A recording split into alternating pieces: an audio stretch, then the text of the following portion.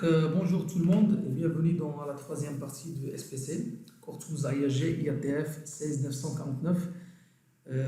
Dans cette partie, on va voir les lois statistiques, on va parler un petit peu de la moyenne, de l'étendue, de l'écart type et de la fameuse dispersion. Et par la suite, on va enchaîner vers les cartes de contrôle et on va terminer le cours avec l'étude capacité, que ce soit capacité machine ou bien capacité process. On va voir ensemble la différence entre les deux et dans un autre module de formation qu'on va diffuser après, on va voir les exercices. Donc, on va appliquer des exercices pour chaque cas, pour chaque type de carte de contrôle. Donc on commence par les lois statistiques, on commence par la moyenne, l'étendue, l'écart type et la dispersion. Tout d'abord, pour la distribution, d'accord? Donc il faut qu'on analyse cette distribution-là.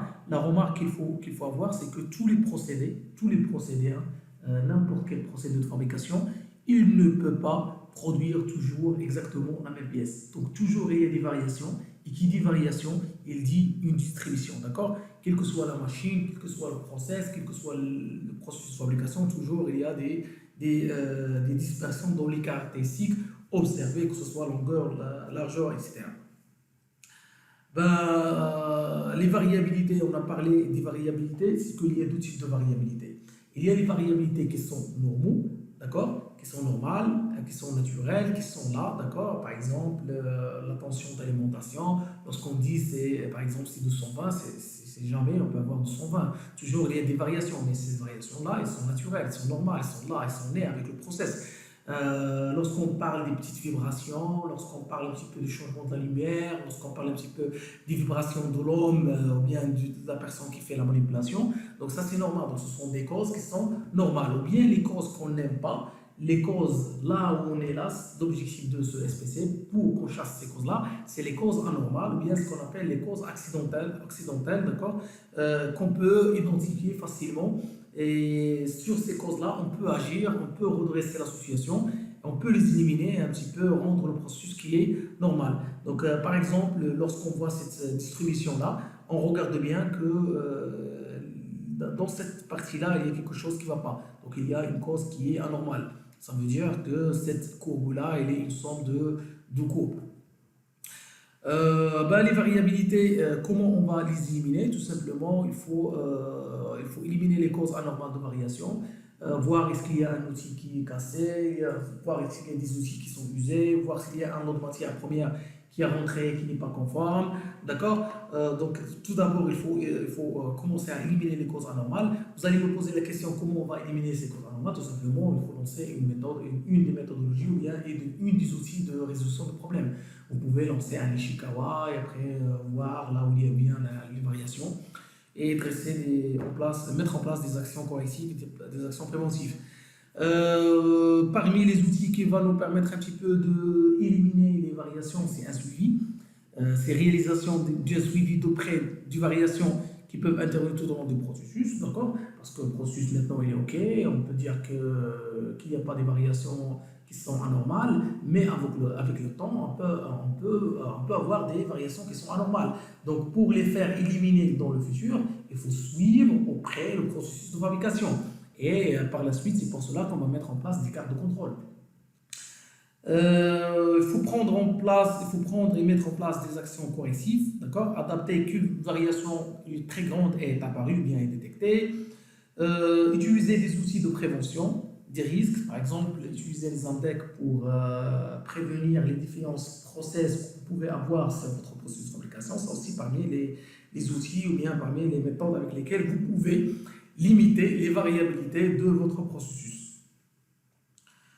Tout simplement, là, pourquoi nous, on a l'intérêt à éliminer les causes qui sont spéciales ou bien les variations qui sont anormales, c'est pour avoir un processus qui est stable.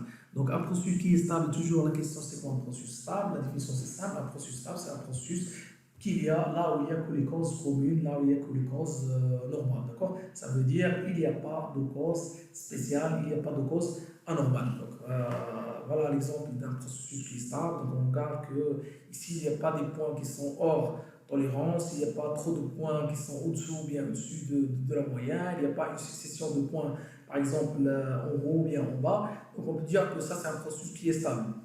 Maintenant, pour les causes, et bien comment on peut détecter, ou bien comment on peut voir un processus qui est stable, donc on peut utiliser tout simplement la première méthode des allures. Donc à partir des allures, donc si vous voyez ici, donc là c'est un processus qui est stable, c'est la même dispersion qu'aujourd'hui, demain, après-demain, etc. Donc c'est toujours stable. Par contre ici, donc on remarque ici elle a été stable, à un certain moment où il y a une très grande dispersion, le lendemain donc il y a un centrage, plus une dispersion qui est en bas, après il y a un tout acérage, donc ça c'est un processus qui est stable, mais à partir de l'allure. Donc on peut voir à partir de l'allure l'ensemble des dispersions et on peut réagir et dire voilà, ça c'est un processus qui est stable et ça c'est un processus qui n'est pas stable. Maintenant, cette dispersion qu'on peut avoir, qui suit une loi normale, ou bien cette dispersion gaussière,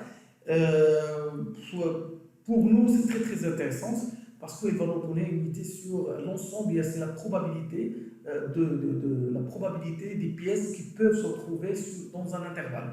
Par exemple, si on va prendre cette loi normale, d'accord, si on va prendre cette dispersion, cette dispersion c'est normale, donc on va voir ici qu'on peut la décomposer en six intervalles. Donc le premier intervalle, le deuxième intervalle, troisième, quatrième, cinquième, sixième. D'accord, donc,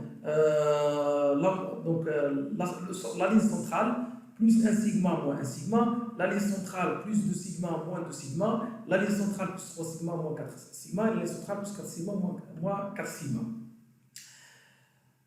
Les lois de probabilité, qu'est-ce qu'ils disent? Ils nous disent que si la probabilité, votre chance, si vous avez une distribution qui est normale comme ça, la chance d'avoir des pièces qui se retrouvent entre x bar plus 3 sigma, x bar moins 3 sigma, c'est 68%, c'est 68,26%. La chance, ou bien la population qui peut se retrouver entre plus de sigma, moins de sigma, c'est 95,44%. Et la chance, bien la probabilité pour que les pièces soient retrouvées entre 99,73%, c'est plus 3 sigma moins 3 sigma. D'accord, c'est un petit peu 6 sigma. Alors 99,73, c'est ça très très bien.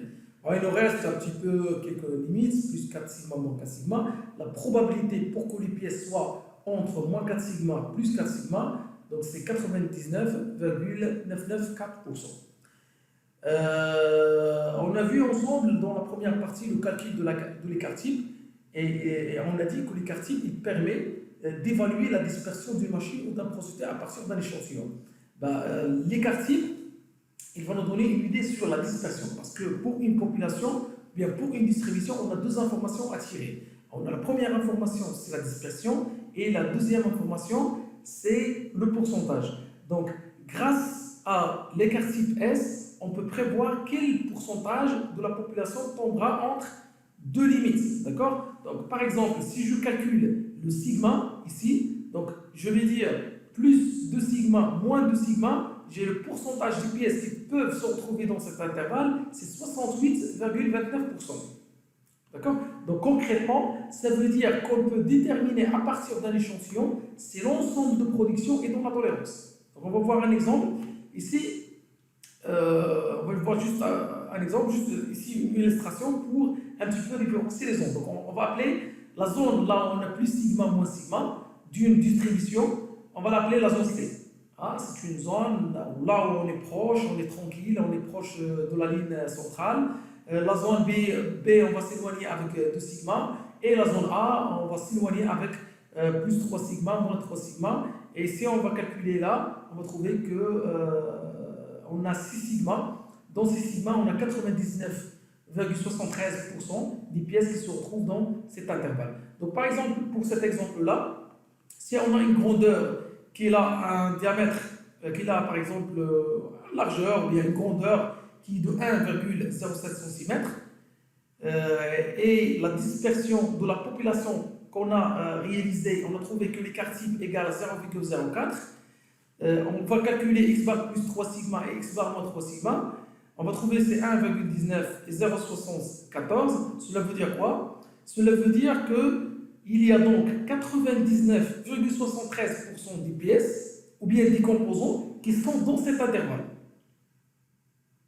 99,73% qui sont dans cet intervalle. Parce que, rappelez-vous que plus 3 sigma, moins 3 sigma, la probabilité que les pièces soient dans cet intervalle-là, c'est 99,73%. Plus 3 sigma, moins 3 sigma, 99,73.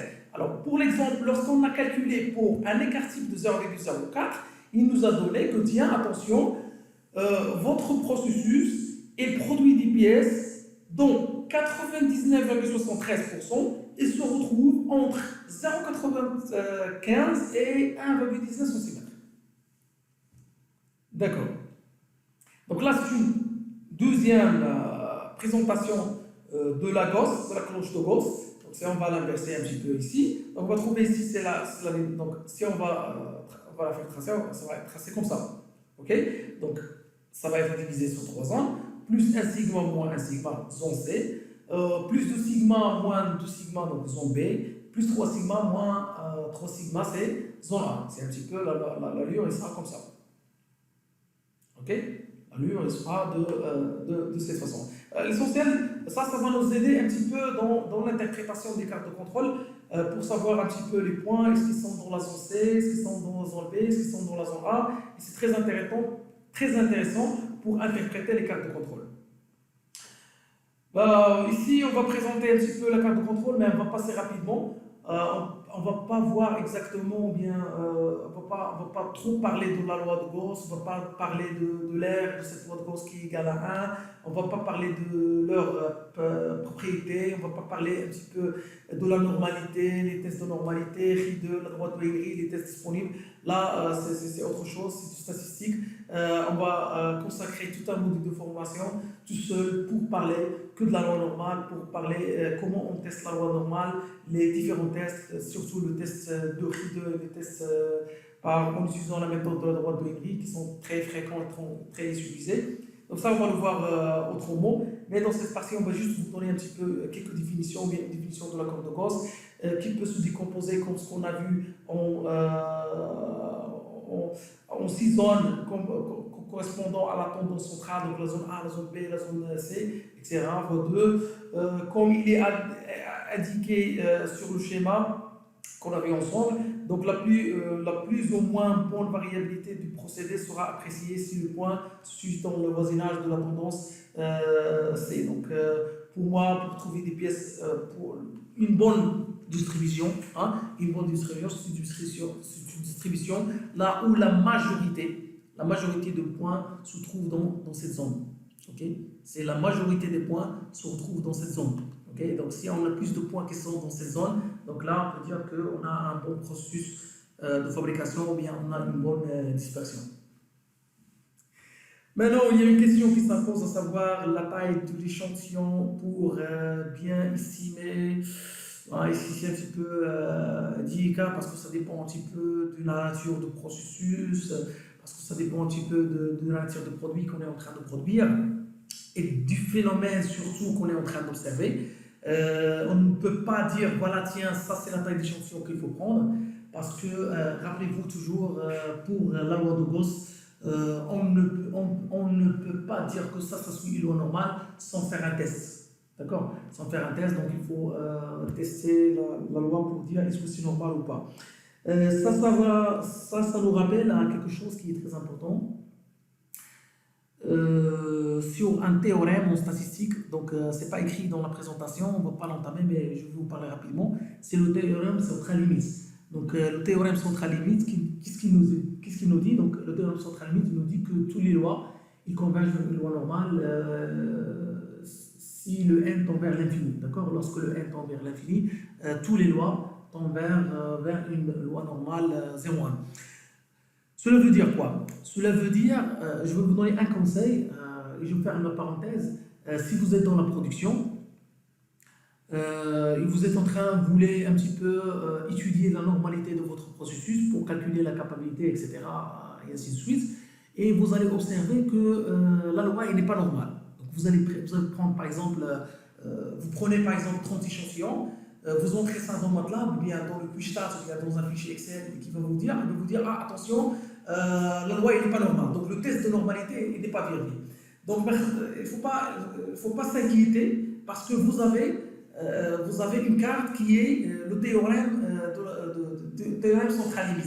Qu'est-ce qu'il vous dit ce théorème central-limite? Il vous dit que toutes les lois dans la nature, toutes les lois elles convergent vers une loi normale. Ça veut dire lorsque le n tend vers l'infini, ça veut dire quoi physiquement le n tend vers l'infini? Ça veut dire que le n c'est quoi? C'est la taille d'échantillon. Lorsque la taille d'échantillon augmente, donc la loi elle converge vers une loi normale. Ça veut dire si vous avez un procédé qui est un peu spécial et lorsque vous faites la distribution, vous trouvez que la distribution n'est pas normale, donc il ne faut pas s'inquiéter, mais il faut plutôt augmenter la taille d'échantillon. Vous avez pris en premier lieu 30 pièces, après il faut augmenter la taille pour prendre 50, 100, etc. jusqu'à ce que vous arrivez à vérifier la normalité. Parce qu'il y a des gens, un petit peu, et ça c'est un piège qu'on a rencontré dans l'industrie, c'est qu'il y avait un processus un petit peu d'épaissurage. Il y avait une machine qui crée des pâturages et on était dans la phase d'étudier la capacité de cette machine. Donc on avait un logiciel QuickStats et ce logiciel QuickStats, qu'est-ce qu'il fait? Il teste la normalité tout d'abord et après il passe à l'étude de capacité. Si la normalité n'est pas vérifiée, donc il donne message d'erreur, donc il ne calcule pas la capacité.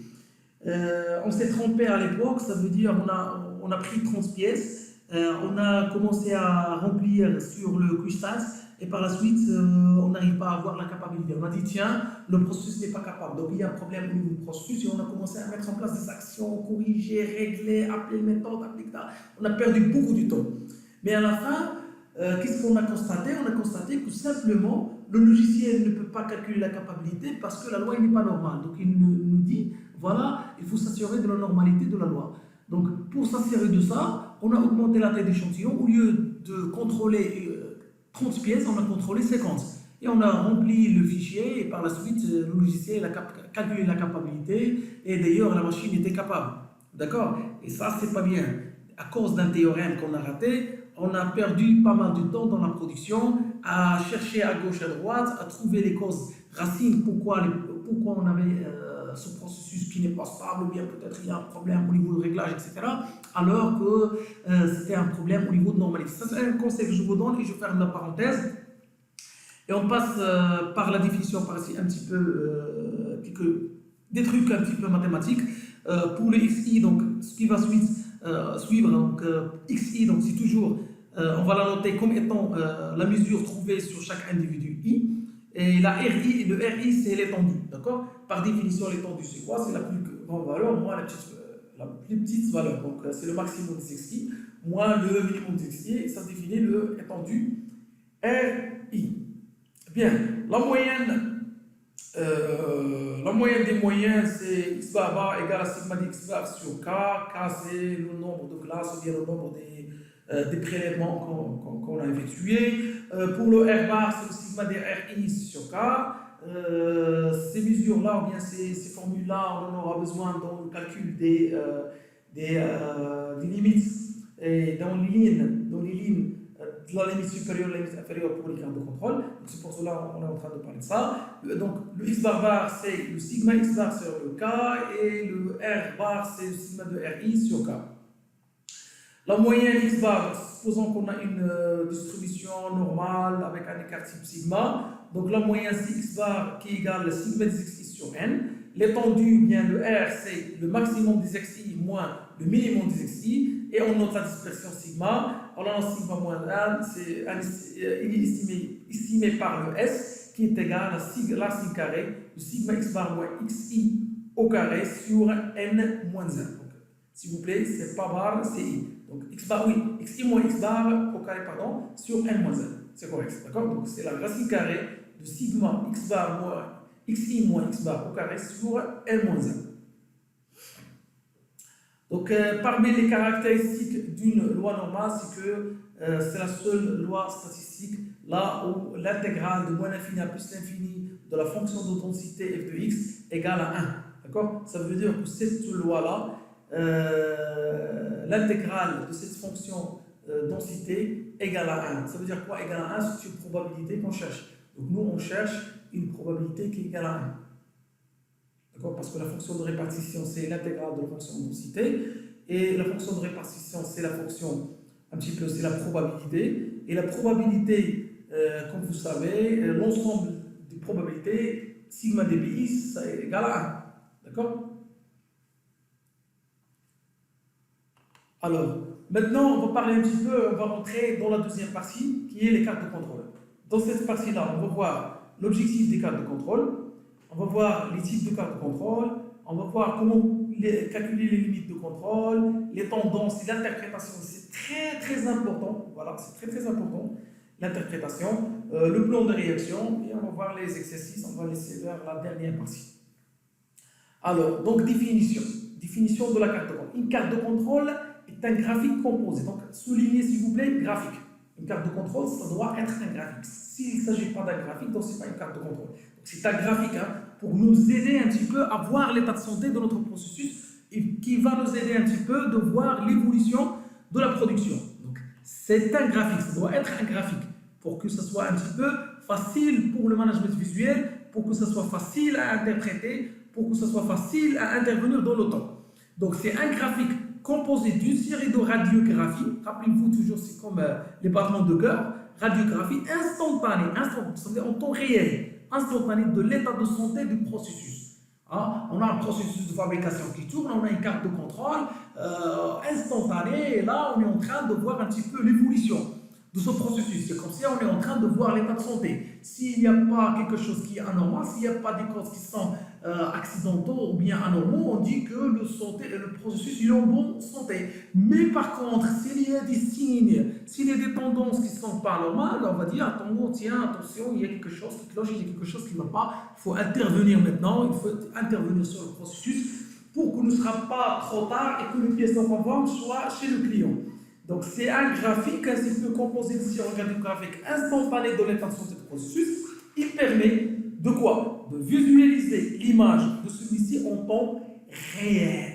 En temps réel. Il ne faut pas travailler les cartes de contrôle dans les PC, dans les bureaux. Il ne faut pas faire des cartes de contrôle après une semaine de production. Ça ne sert absolument à rien. Les cartes de contrôle doivent être suivies en temps réel. Ce qui constitue une véritable table de bord. C'est un vrai table de bord, c'est un très très bon table de bord sur l'état de santé du processus. Tiens, donc les cartes de contrôle font partie d'un ensemble d'outils d'amélioration qualité. Et là, je vous rappelle l'introduction de la partie numéro 1, l'objectif des cartes de contrôle. La fonction principale des cartes de contrôle, déjà, c'est signaler la présence des causes assignables. Et ça, c'est ce qu'on cherche. Parce qu'une cause assignable, une cause spéciale, ça veut dire, cause spéciale ou bien cause anormale, ça veut dire, il y a un déréglage, ça veut dire il y a des pièces non conformes, ça veut dire il y a des gradations de processus. Donc là, lorsqu'on va mettre un petit peu les cartes de contrôle, c'est pour chasser ces causes qui sont anormales. Parce que les causes anormales, ils vont impacter, ils vont affecter le procédé de sorte que des mesures correctives soient mises en œuvre rapidement pour corriger la situation. Moi, je vous explique comment ça marche. Le processus israélien, ok? Nous, on est en train de voir l'état de santé. Tout est normal, il n'y a rien, il n'y a pas de tendance qui est anormale, et à un certain moment, on voit que, ici, il y a un point qui est hors tolérance. Puisqu'on est dans un temps réel, on va arrêter le processus, on va lancer une réunion de résolution de problème, et on va dire, tiens, chercher c'est quoi la cause racine, chasser cette cause racine, mettre en place des actions, et relancer la production. D'accord? Ça, c'est l'objectif numéro 1. Deuxième objectif, c'est des cartes de contrôle, c'est qu'ils vont permettre d'évaluer la performance d'un procédé lorsque celui-ci est maîtrisé statistiquement. Lorsque celui-ci est maîtrisé statistiquement en évaluant sa capacité par rapport aux spécifications. Ça veut dire quoi? Premier objectif de la carte de contrôle, c'est quoi? C'est chasser les causes assignables. Bien, on est bien d'accord. Deuxième des choses, c'est lorsqu'on a un processus, lorsqu'il est maîtrisé statistiquement, ça veut dire lorsqu'il n'y a pas de causes assignables, lorsque le processus est stable, on veut avoir, ou bien on veut évaluer sa capacité. Elle est capable en tel point. Elle est capable de combien? Donc nous voulons évaluer sa performance un petit peu. Donc ici, c'est comme on vous prépare à la capacité machine, à la capacité plutôt processus. On vous prépare à ça. D'accord? Donc, faire une carte de contrôle. Un, c'est chasser les causes spéciaux et après, calculer la capacité processus. Bah, les cartes de contrôle sont classées suivant deux catégories. Rappelez-vous, on a un processus de fabrication. Ce processus de fabrication est construit en plusieurs étapes. Donc, ce processus de fabrication va nous donner en sortie quoi? Un produit fini. Un produit fini, il a une caractéristique qu'on va mesurer par un système de mesure. Et ce système de mesure, il va nous donner une valeur. Et nous, on va se baser sur ces valeurs-là pour faire un petit peu les cartes de contrôle et pour faire calculer la capacité. Maintenant, la caractéristique de produit, on a dit caractéristiques, on n'a pas spécifié. Est-ce que c'est mesurable ou pas? On a deux types de caractéristiques. Généralement, on a les caractéristiques qui sont mesurables et on a des caractéristiques qui sont non mesurables, qui sont par attribut. Donc, c'est pour cela, les cartes de contrôle, de leur tour, on va y avoir deux types de cartes de contrôle. On va y avoir des cartes de contrôle pour des grandeurs mesurables, diamètre, largeur, hauteur, profondeur, température, etc. Donc, c'est quelque chose qu'on peut mesurer, qu'on peut quantifier. Et par la suite, les cartes de contrôle pour des grandeurs qui ne sont pas mesurables. Dépend des grandeurs, par attribut, conforme, non conforme, passe, pas, go, no go, noir, blanc, 1, 0, etc. Ce sont des caractéristiques qui sont non mesurables, bien ce qu'on appelle des caractéristiques par attribut. Donc, mettez à votre tête, s'il vous plaît, que dans les cartes de contrôle, nous avons deux types de cartes de contrôle. Carte de contrôle par mesure et carte de contrôle par attribut. Bon, voilà un exemple d'une carte de contrôle. Bon, c'est un exemple qui n'est pas exhaustif. Donc, vous voyez ici, c'est une carte, par exemple, X bar R, c'est une carte de moyenne, d'accord? On a une partie, un graphique pour la moyenne, un graphique pour l'étendue. Donc, on suit l'évolution un petit peu des moyennes, des valeurs trouvées durant la production. Ça, c'est le temps. Ici, on a le prélèvement. Bon, c'est un modèle. Non, généralement, c'est un modèle. Vous pouvez proposer mieux. Pour la carte de contrôle, bien pour cet outil-là de pilotage, comme vous voyez ici, on a ici la tolérance, on a les limites de contrôle, on a par exemple cette carte de contrôle, et à un certain moment, on a trouvé qu'il y a un point qui n'est pas, attention, on n'est pas encore hors tolérance, mais on est hors spécification, on est là hors limite de contrôle. Et ça, c'est le point fort de la carte de contrôle. Donc on est là, donc il faut réagir, ça veut dire on est là, donc on va alerter, on va arrêter la production, on va mettre en place des actions correctives ou bien préventives pour un petit peu anticiper la défaillance. Maintenant, on est dans la phase la plus importante, qui est les étapes. Les étapes de la construction d'une carte de contrôle. Donc, pour construire une carte de contrôle, on a trois étapes. Donc, on est devant trois phases. La première phase, c'est une étude préliminaire. Préparation de carte de contrôle, calcul des limites, etc. La phase 2, c'est l'étude en régime stabilisé. On doit travailler dans un régime là où il n'y a pas les causes assignées, causes spéciales. Ça veut dire, ça ne sert à rien, s'il vous plaît, ça ne sert à rien de lancer une carte de contrôle dans la production et vous savez qu'il y a des causes qui sont anormales. Et vous savez que votre processus est en train de produire des questions conformes. On lance des cartes de contrôle sur un processus de bonne santé. Ça veut dire un processus là où il n'y a pas les causes qui sont anormales. S'il y a des causes anormales, c'est trop tard. C'est pas ça l'objectif noble de la carte de contrôle. Il n'est pas là pour traiter ça. La carte de contrôle, elle est là pour traiter un processus qui est stable et à un certain moment, il y aura une déviation. Et on va agir. Point barre. Dans la troisième part, on va voir un petit peu le calcul des limites de contrôle. Donc, étude préliminaire, ça veut dire quoi? Ça veut dire s'assurer que votre processus il est stable. Ça ne sert à rien à mettre en place des cartes de contrôle sur un processus qui n'est pas stable. Vous savez que vous avez un outil cassé, vous êtes en train de mettre une carte de contrôle très jolie avec des couleurs pour voir un petit peu l'évolution. C'est pas normal, c'est pas logique. Donc tout d'abord, avant de mettre en place, s'il vous plaît, avant la mise en place de la carte de contrôle, s'assurer que le processus est stable. Processus qui est stable, ça veut dire il n'y a pas de causes qui sont anormales. Ben, vous allez me poser la question, comment je peux savoir que le processus est stable ou pas? Je vous donne un truc, une astuce. Comment faire? Donc, vous vous déplacez à la machine, vous contrôlez la matière première à 100% qui existe. Vous prenez un opérateur qui est formé. Vous démarrez dans un laps de temps court la production de 50 pièces. Vous prenez ces 50 pièces et vous calculez la capacité machine. Si vous trouvez que la machine est capable, cela veut dire que votre processus est stable. Point barre. Si la machine n'est pas capable, donc le processus n'est pas stable. Parce que dans ce cas-là, si la machine est capable, ça veut dire qu'on a éliminé les variations dues à la machine. Et la matière première, on l'a contrôlée à 100%. L'opérateur, c'est un opérateur qui est formé, on s'assure de sa conformité, on s'assure de la méthode avec laquelle on travaille. Et par la suite, ça veut dire qu'il n'y a pas des causes qui sont assignables. Parce que si vous avez un outil qui est usé ou bien un déréglage de la machine, vous allez le détecter durant l'étude de la capacité machine. Point barre. Je note, je passe. Les étapes maintenant. Les étapes pour calculer, pour mettre en place une carte de contrôle.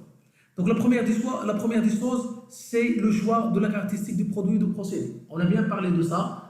Dans les premières étapes, les 10 étapes de la mise en place d'une MSP, c'est que pour mettre en place une étude MSP, il faut tout d'abord commencer à choisir la caractéristique. C'était la deuxième étape, c'est choisir la caractéristique la plus critique à suivre.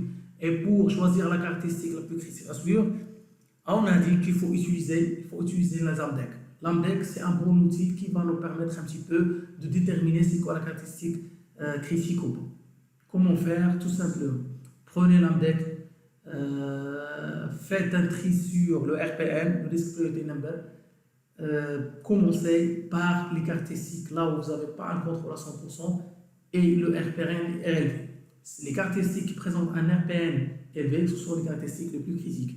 Et ces caractéristiques-là, essayez de les identifier et essayez de mettre en place les cartes de contrôle. Après le choix de la caractéristique, il faut préparer la feuille de relevé, bien un logiciel, bien un fichier Excel, bien un papier, faites ce que vous voulez, ça dépend de votre organisation, ça dépend de votre entreprise. Par la suite, commencez à enregistrer les données. Par la suite, analyser les données, ça veut dire s'assurer que la loi est normale, s'assurer que la distribution que vous êtes en train la population que vous êtes en train d'observer, elle est normale. Comment vous pouvez utiliser la droite de douanerie ou bien la droite de douanerie n'est pas très bien utilisée. Aujourd'hui, on a pas mal de tests. Le test le plus connu, utiliser le test de RI2. Si la loi est normale, vous passez. S'il n'est pas normal, essayez d'augmenter la taille d'échantillon ou bien de faire quelques réglages pour rendre la loi normale. Et après, si la loi est normale, comme ce qu'on a dit, il faut s'assurer que le processus est stable.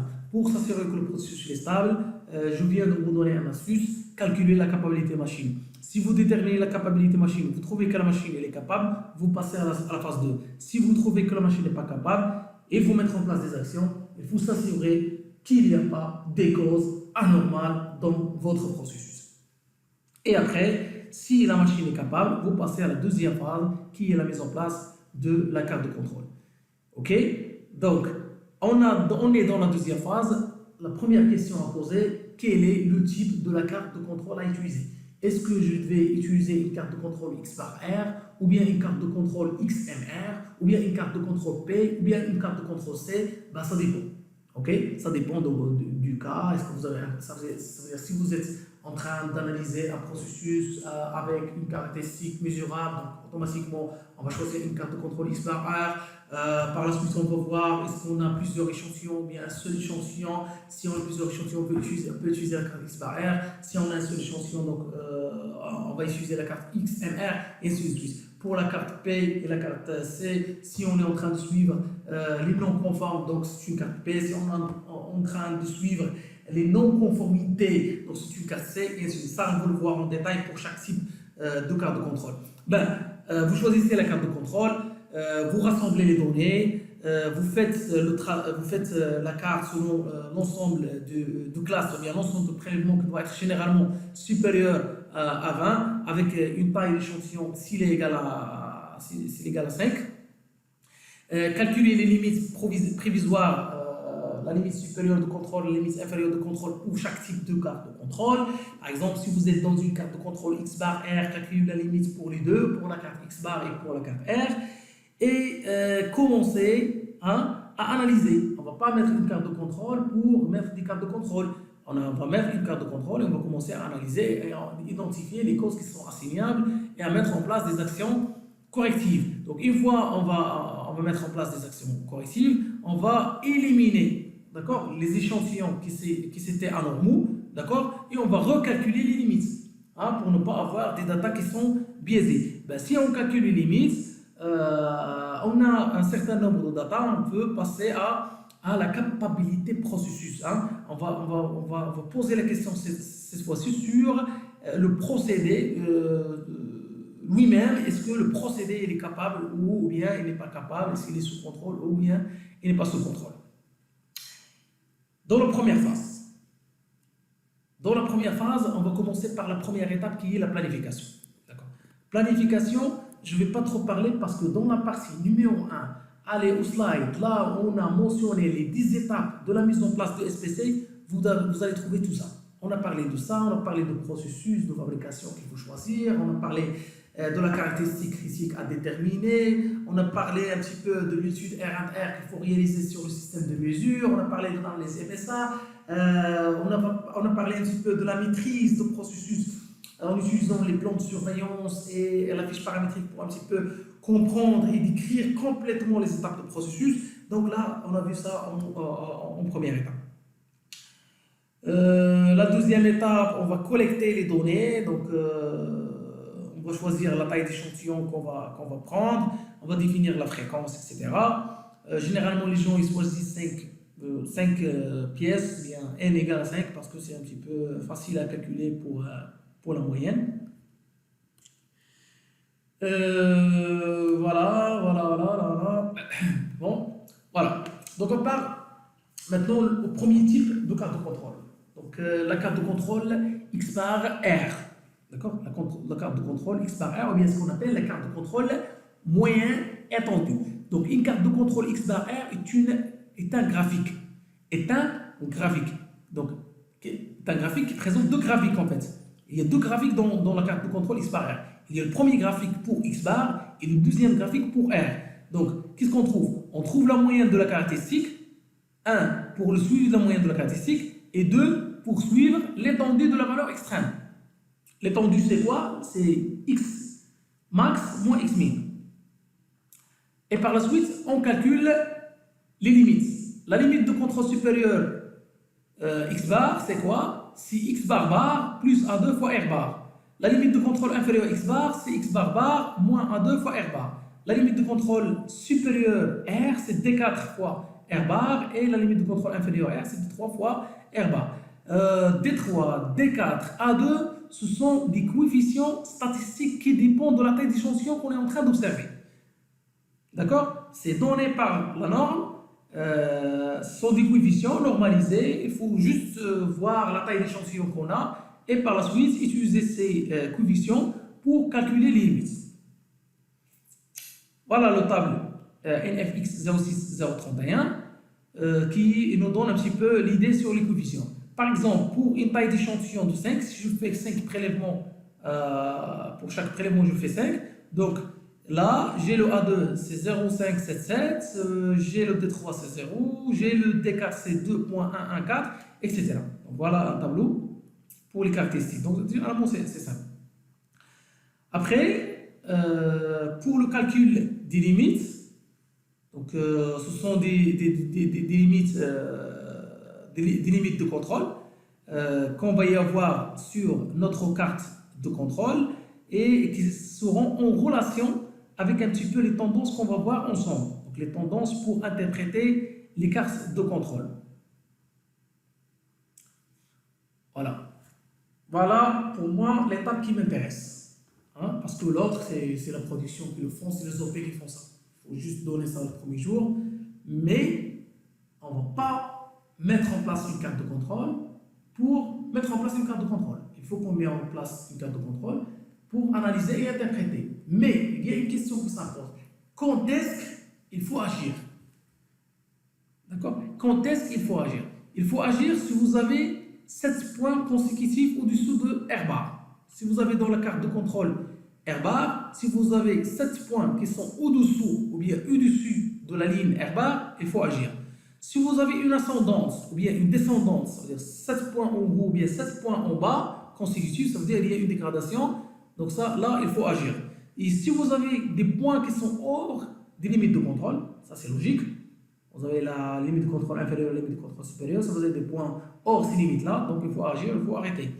Ou bien le groupement de points. Si vous remarquez que 2 tiers des points sont dans le tiers central de la carte, ou bien le 2 tiers, ou bien au moins que le 2 tiers des points sont hors le tiers central de la carte, ou bien il y a trop de points qui sont proches à la limite. Donc dans, ce point, dans cette configuration, il faut agir. Et ça, c'est la même chose pour la carte X-bar. Donc, ce sont un petit peu les mêmes critères pour agir. Donc, cas numéro 1. Cas numéro 1, si on va agir, si on va, par exemple, interpréter, on va sortir avec une décision, on va se retrouver devant 2 cas. Ou bien, l'étendue, il est instable. Quand est-ce qu'il sera instable? Il sera instable si on aura un de ces remarques-là. OK? Ou bien, il sera stable. S'il est instable, qu'est-ce qu'il faut faire? Il faut, la première conclusion, c'est qu'il y a des causes qui sont spéciales. Ça, c'est la première conclusion. Donc, action, c'est quoi? C'est chercher la cause. Utiliser Ishikawa, plan d'expérience, faites ce que vous voulez. Mettre en place des actions et éliminer ce point et refaire le calcul et reprendre la production. Cas numéro 2, si vous avez un étendu qui est stable, donc présente seulement que des causes normaux, donc on passe à l'étape 6, okay, pour définir le plan de réaction et pour revoir les limites de contrôle. Pour la carte de contrôle X-bar, s'il vous plaît, c'est la même chose. C'est exactement ce qu'on a dit pour R, on va le redire pour X-bar. Si vous avez 7 points qui sont au-dessous ou bien au-dessus de la carte de contrôle X-bar, là, il faut agir. Si on a 7 points en tendance, ascendance ou bien descendance, il faut agir. Si on a des points hors limite de contrôle, il faut agir. Si on a des groupements plus que 2 sur 3 des points dans le tiers central de la carte, il faut agir. Si on a moins que 2 sur 3 des pièces sont hors le tiers central de la carte, il faut agir. Ou bien si on a trop de points, beaucoup de points qui sont proches aux limites de contrôle, il faut agir. Donc on va se retrouver devant ce cas. Premier cas, process instable, mettre en place des actions, chercher les causes, éliminer l'échantillon qui est anormal et relancer la production. Processus qui est stable, cela veut dire qu'il n'y a que les causes qui sont normaux. On va passer à l'étape 6. C'est quoi l'étape 6? C'est revoir les limites de contrôle. Pour l'exercice, on va laisser toute une vidéo consacrée aux exercices. Dans l'exercice, on va voir comment calculer la capacité machine, comment calculer la capacité processus, comment tracer les cartes de contrôle X bar R. Une carte, on va voir un exercice pour XMR, un exercice pour une carte attribut B et un exercice pour carte attribut C. Ça, on va le voir en détail dans une autre vidéo. Maintenant, la carte de contrôle pour mesure individuelle. On a terminé avec la carte de contrôle X bar R.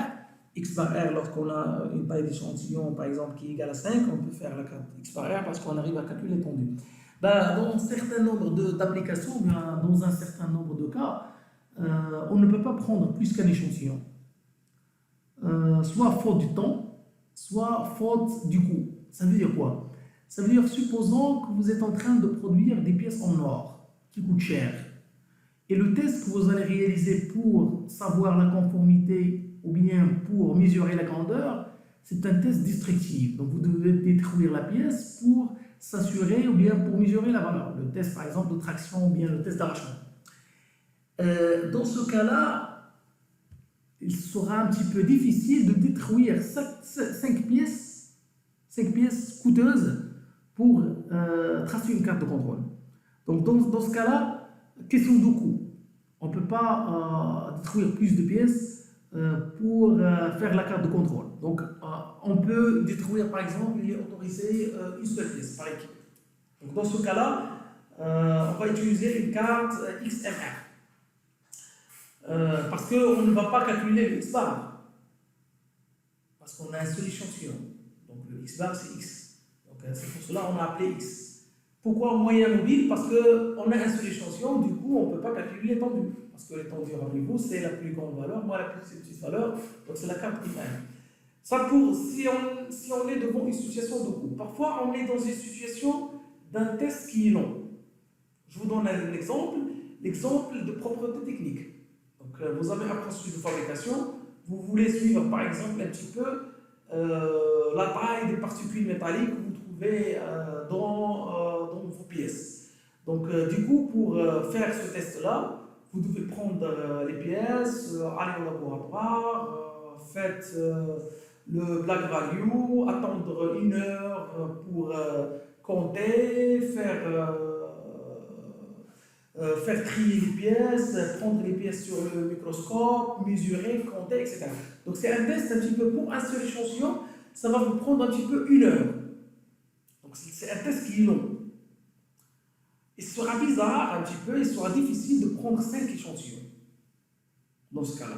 Donc vous ne pouvez pas prendre 5 échantillons. Donc dans ce cas-là, il y a un deuxième type de carte de contrôle qui s'appelle la carte de contrôle pour mesure individuelle qui va nous permettre un petit peu d'entamer cette partie. Tout simplement, limites de contrôle, on va les voir. Donc MR, ça veut dire moyen range, étendue mobile, d'accord, mobile range. Mobile range est égal à quoi? Est égal à xi moins 1, d'accord. Voilà, j'ai fait un prélèvement à 8 h du matin, j'ai trouvé la valeur 5. J'ai fait un deuxième prélèvement à 14 h, j'ai trouvé la valeur de 7. Donc le moyen mobile 1, c'est quoi? C'est 7 moins 5. En valeur absolue, c'est 3. C'est 2. D'accord?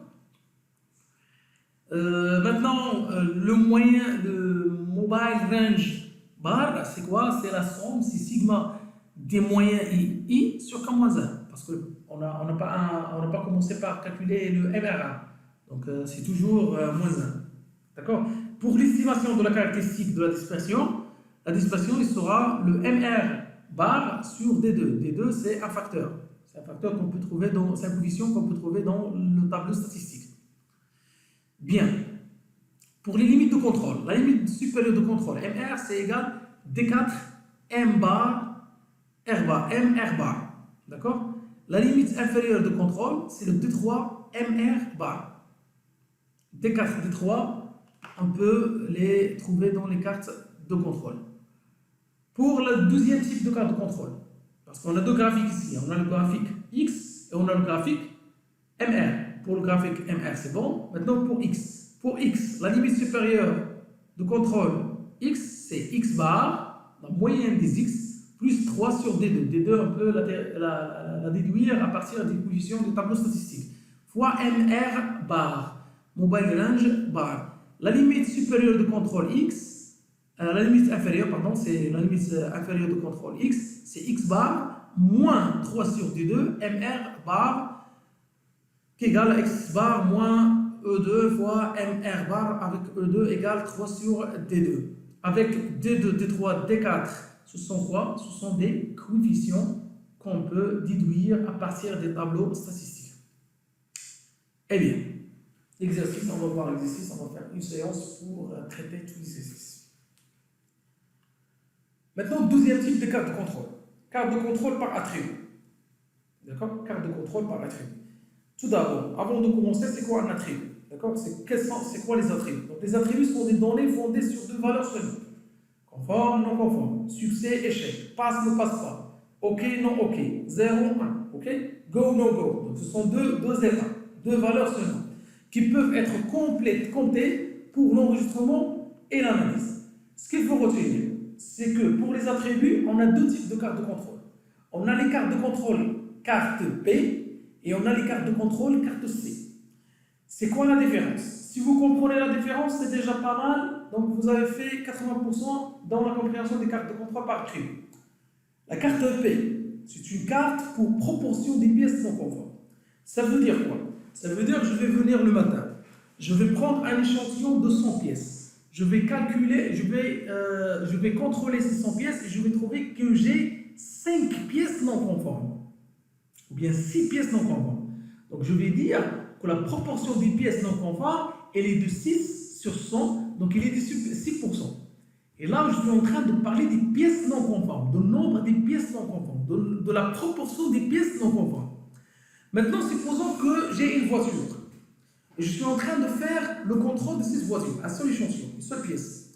Et je vais dire, voilà, là j'ai un problème de peinture, là j'ai un problème sur le pneu, là j'ai un problème de rugosité, là j'ai un problème sur, je sais pas, l'état de surface.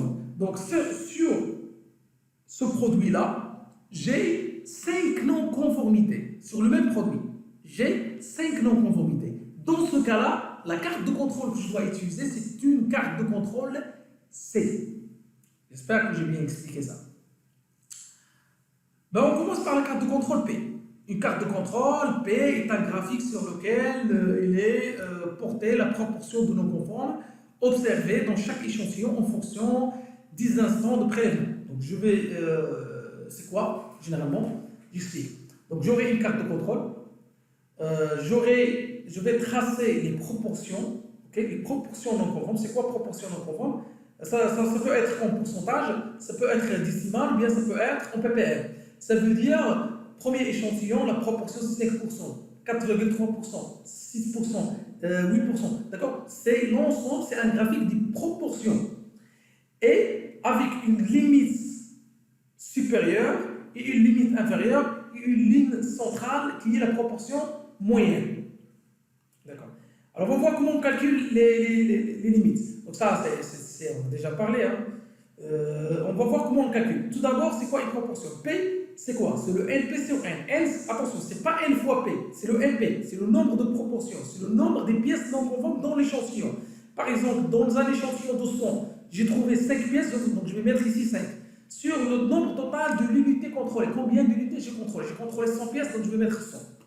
Donc le P, la proportion, il peut être exprimé en pourcentage, 5%, 5%, 6%, etc., ou bien en ppr, ou bien en fraction décimale, comme vous voulez. Le calcul maintenant de P bar. Le P bar, c'est le N1P1, c'est la proportion, c'est le nombre des pièces non conformes pour l'échantillon 1, plus le nombre des pièces pour l'échantillon 2, plus le nombre des pièces pour l'échantillon 3, sur le N bar fois K. Le K, c'est quoi? C'est le nombre d'échantillons. Et le N bar, c'est la moyenne des séries. La limite de contrôle supérieure P, ici on n'a qu'un seul graphique. Pour la carte de contrôle P, rappelez-vous, on a un seul graphique. Ce n'est pas comme X bar R, XMR. On a un seul graphique qui est le P, qui est de proportion. Donc la limite de contrôle supérieure est égale P bar plus 3, la racine carrée de P bar facteur de 1 moins P bar sur N bar. Et la limite de contrôle inférieure, c'est P bar moins 3, la racine carrée P bar facteur de 1 moins P bar sur N moins 1, avec N bar, c'est la moyenne des NI. Et si vous avez une limite de contrôle inférieure à 0, mettez s'il vous plaît 0 et ne pas mettez une carte de contrôle qui est inférieure à 0. Ok? Donc, pour l'interprétation, ou bien pour analyse des tendances, ou bien quels sont les signes qui nous donnent une idée sur des causes, la présence des causes assignables. Donc, la première des choses, c'est que lorsqu'on trouve des points qui sont hors limite de contrôle. Deuxième des choses, suite de points de même côté de la moyenne, que ce soit au-dessous ou bien au-dessus. Troisième chose, c'est la tendance. Il y a 7 points qui sont vers tendance max ou bien tendance min. Et points trop près ou bien trop loin de la moyenne. Ça, cela veut dire aussi qu'il y a quelque chose qui ne va pas. Bon, l'exercice, on va le faire après. Donc, j'arrête là ce module de formation. Et on se voit dans la partie numéro 4 pour compléter la carte de contrôle C et les capacités machine et capacité processus. Merci pour votre attention et à plus.